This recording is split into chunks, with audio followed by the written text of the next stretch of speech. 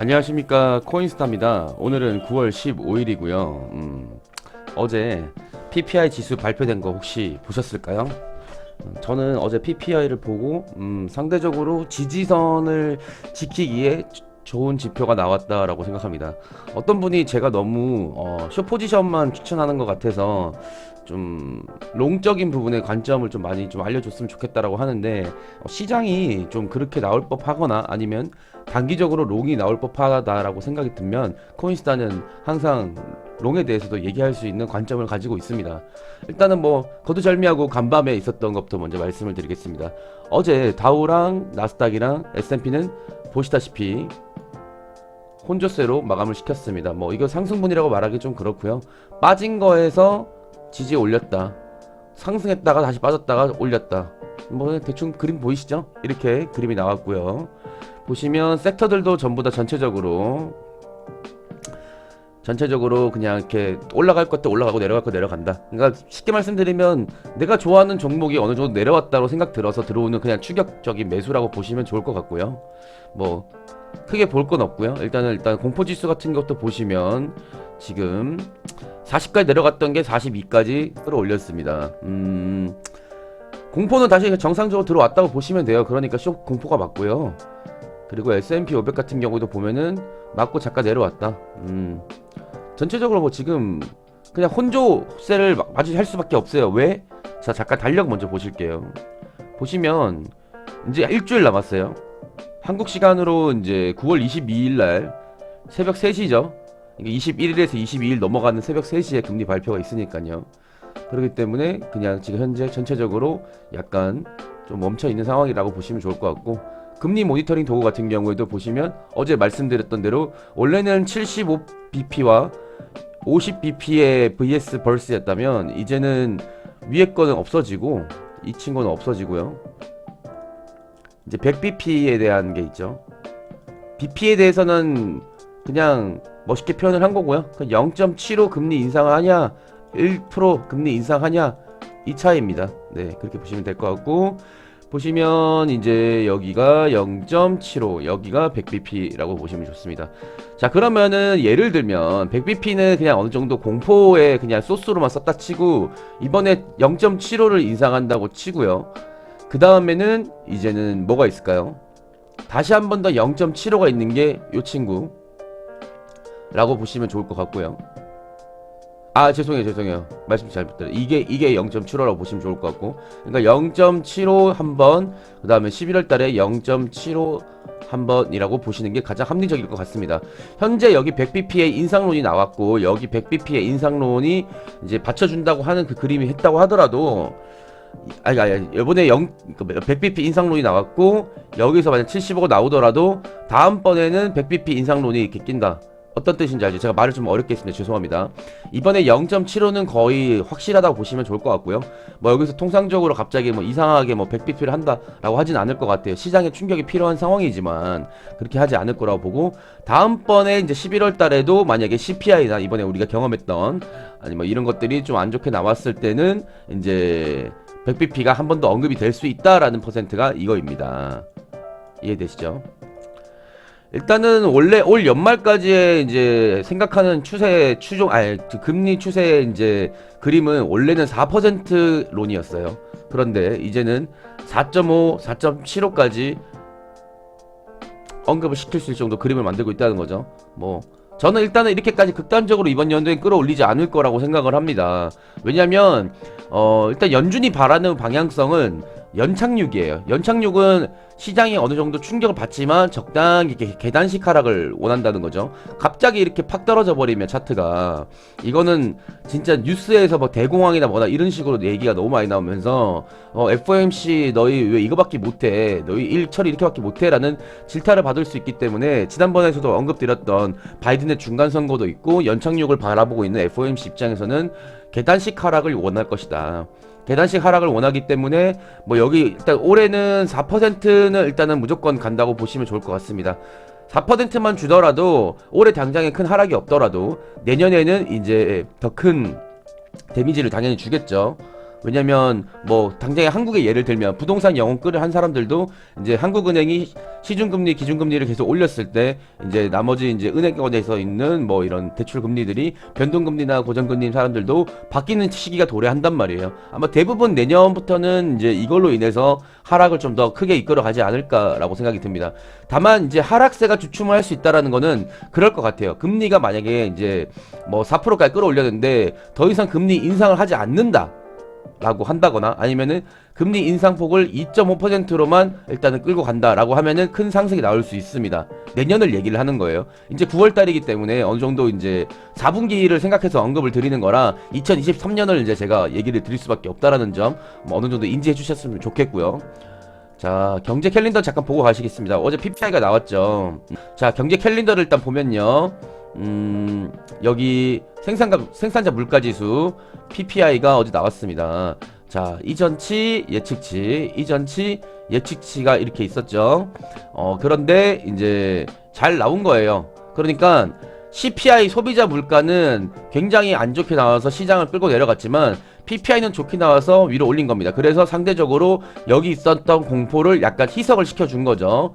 그렇게 보시면 좋을 것 같고, 이거 같은 경우에는 다음 주까지 이제 끌고 갈 수 있는 소스로 쓸 것이다. 그러면 이제 다음 주가 되면은 이거 이번 주죠. 일단 이번 주는 일단은 크게 이제 뭐 오늘도 다룰 수 있다면 이제 뭐 수입 물가 지수나 이제 가장 중요한 필라델피아 뭐 이런 것들 뭐 있겠죠. 근데 뭐 이거는 사실 이번에 하락을 크게 내려간다, 크게 상승을 한다라에 이제 우리가 지난날에 이제 CPI 날 겪었던 것처럼 팍 떨어지고 뭐 팍 올라가고 이런 그림들은 볼 수가 없을 거예요. 이걸로들은. 그래서 이건 중요한 게 아니고, 자, 다음 주를 봐야죠. 다음 주.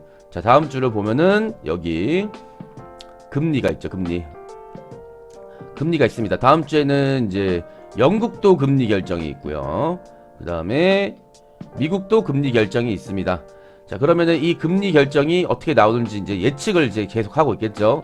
지금 아직 예측치가 나오지 않았어요. 그죠? 영국은 이제 뭐 뻔하게 이렇게 그림을 짰지만 미국은 아직 예측치가 안 나왔단 말이에요. 이 부분이 예측치, 여기가 실제치죠. 그러니까 아직 지금 예측치가 안 나왔고 이제 이게 그림이 안 나왔어. 그럼 이게 만약에 어떻게 예측을 하고 실제로 어떻게 나오냐에 따라서 또 시장의 해석을 또 그림을 짜겠죠. 그러니까 이번 주는 일단 큰 이슈는 없이 갈 것은 없다. 근데 이제 다음 주까지 이제 공포를 어떻게 끌고 가냐를 봐야 되는데, 자, 그런 것들을 보고 기술적인 걸로 다가가야 되는 거예요. 자, 일단은 그래도 나스닥을 먼저 보는 게 맞겠죠. 왜냐면 나스닥이 끌고 가는 이제 비트코인 입장에서는 나스닥형이 대빵이니까. 자, 보시면 자, 일봉 차트입니다. 일봉 차트 CPI 발표돼서 이렇게 크게 내려왔고 PPI가 좀 괜찮게 나와주면서 일단 끌고 올라갔단 말이죠. 자, 이 상황에서 현재 그림은 제가 봤을 때는 어느 한쪽이든 터치를 먼저 할 건데 100bp 인상론이 나오고 있는 상황에서 시장의 해석이 이제 남은 2거래일 동안 정규장에서 이제 장이 던지는 그림이 좀 나온다면 여기를 조금 지지를 해서 있을 것 같고요. 만약에 시장이 그래도 이 정도면은 이제 선반영됐다라고 또 해석을 또 그림을 만든다면 여기까지는 못 올라오더라도 최소 이제 여기까지는 그림을 짤 것이다라고 보면 될 것 같습니다. 그러니까 12,500대가 지지선, 이제 매물대 지지선을 만들어가는, 형성하는 중간선. 그러니까 발표 이전까지의 이제 상한치라고 보면 좋을 것 같고, 하한치는 당연히 12,000선이라고 보시면 될 것 같습니다. 이쪽 밑에 부분, 11,800 부분. 그러니까 이쪽 부분에서 이제 차트가 이렇게 그림을 짜는 거겠죠. 위아래 짜든.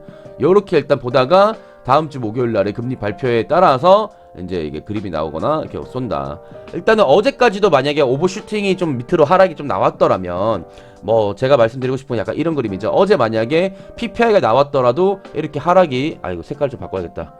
색깔을 좀 더 보이게. 어제 만약에 여기가 하락들이 이렇게 나와줬더라면, 여기까지 와줬더라면 시장은 더 큰 슈팅을 좀 생각했을 수도 있습니다. 하지만 어제 이렇게 나오지 않고 이렇게 나오지 아니하고 이쪽 방향으로 살짝 끌어올렸기 때문에, 여기 보다시피 끌어올렸기 때문에 이거는 어느 정도 횡보로 좀 끌고 간다. 내려가더라도 살살 간다. 살살 가기 때문에 그 부분은 여기 내려와서 여기서 놀거나 아니면 여기서 놀 것이다. 요 그림 안에서만 놀 거예요. 요 그림 안에서. 그러다가 금리 발표 이후에 방향이 결정이 되겠죠. 번지대가 될지 아니면은 상승을 위한 약간 이런 밥그릇 차트가 될지. 캔들 패턴이 약간 이렇게 밥그릇을 그려주면은 상승에 대한 생각이 좀 더 강하다 보시면 좋고, 약간 요렇게 느낌이 나면은 요 느낌이 나가오는 겁니다.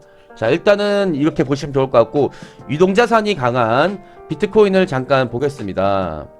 잠시만요.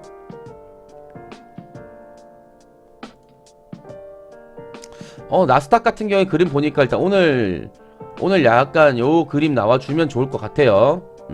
나와주면은 여기서 이제 놀겠죠. 여기서 노는 거를 목표로 요렇게 그림 그리면은 조금 현물을 하시는 분들은 탈출할 수 있는 좋은 기회가 될 것 같습니다. 그렇게 나오지 않는다고 하면은 번지대를 이렇게 살살 만들면서 요선 그러니까 박스를 요렇게 만들 수도 있습니다. 박스가 12,000과 12,200 사이가 박스가 될 수도 있어요. 그렇게 되면서 수렴을 시키는 거죠. 수렴을 시킨다면 약간 요런 패턴이 나올 것 같아요.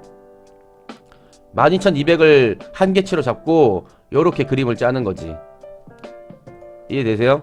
요렇게 요런 느낌, 요 느낌을 만들 것 같습니다.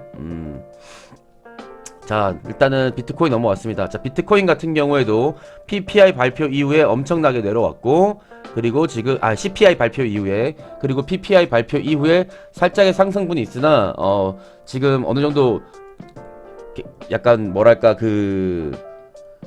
옆으로 좀 눕고 있는 상황이에요. 자, 비트코인도 지금 보시면 오늘 목요일과 금요일 그리고 토요일로 넘어가는 날까지 시장이 어떻게, 정규 시장이 어떻게 해석을 하냐에 따라서 마찬가지로 요렇게 지금 지지선을 20K, 20.5K라고 보시면 되죠. 20K를 만들어서 그림을 갈지를 만들 것 같습니다.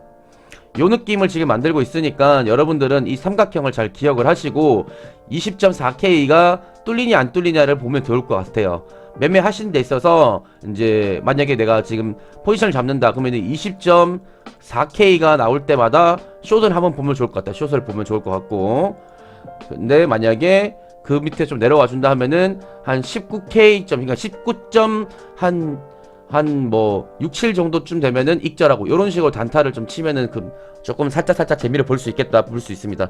일단은 상승에 대한 이미지는 크게는 없지만 그래도 어느 정도 팍 떨어질 만한 일을 약간 좀 막곤 있다.